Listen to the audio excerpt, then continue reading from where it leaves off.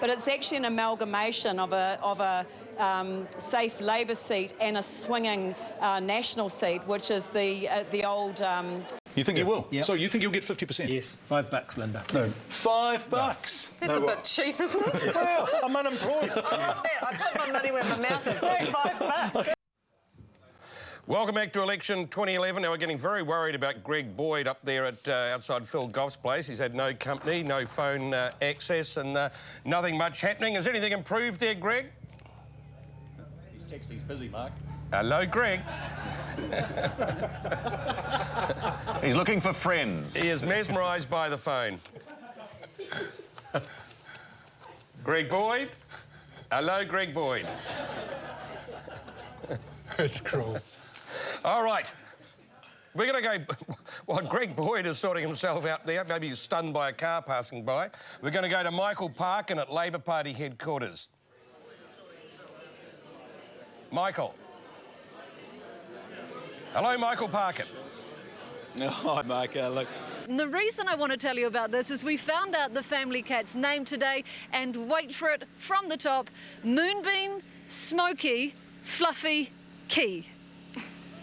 Outstanding. Good God. Good God, I wouldn't have picked that. I would have picked it would have been called something else. No, and I'll tell you how it came about. Stephen Joyce would have been the right name for that cat. I was going for Winston. That's probably the family dog. The family dog will be Stephen Joyce. But they came up with the name, he said, 10 years ago. Blow. That was a bit naughty. Look, here's John Key getting his pizza. Ladies and gentlemen, this is what politics in New Zealand has been reduced to, a live shot of the Prime Minister. Look, that was a cheery little affirmation. It's Pizza Hut. They will be delighted. Was that Stephen Joyce? We saw was there, Stephen, just closing the door. I think that was Stephen Joyce. It was Stephen Joyce disguised as a Pizza Hut man. You're obsessed with Stephen Joyce. John Key is obsessed I'm with Stephen obsessed Joyce. with Stephen. Tova's outside his house. Let's go there now live. And yes, there, Tova. Hello. Hello, Tova. It's John here. Can you hear me, Tova? I can't hear you guys. It's all right, Tova. I'm so sorry you can't hear us. You're looking alone out there, and really, actually, that should have been a live shot for the Green Party. It was Well, just, Tova was just it looking doesn't look like the heartland of socialism, does it? It doesn't. There should be state houses everywhere. Yes. I love the 3 News placement behind you, Rach. That's quite good, isn't it? It's big. Yeah, superb. Superb.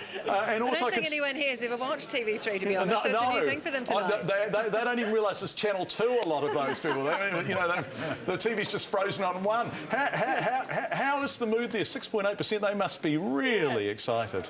John Key was delivered some pizza earlier. Then he came out and delivered the reporters and the crews some big, juicy strawberries. Can you ask that man beside you for his ID? Is he old enough to be... Seriously, is he old enough to be drinking? I won't ask them for their ID because I think Judith Collins is about to arrive any time soon. And I wouldn't want these guys to get tasered, OK? There were so many questions to Paula Bennett because every time they thought... Benefit, Freudian slip.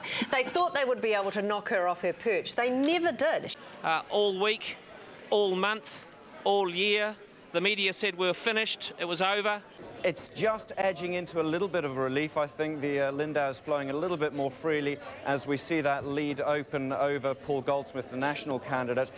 Speaking to people during the day... You could follow it through and you could, you didn't have to sort of watch it on the news. Well, well, of course you have to watch it. Oh, yeah, of course you have to watch it on the terrible news. thing to say. Of course you do. And there's going to be plenty more news. Look, that's what Simon Dello. Look, on behalf of Simon Dello, John Johansson, Guy Espiner and myself, and of course, thanks to all our guests, thanks to all the hard-working crew, to our reporters.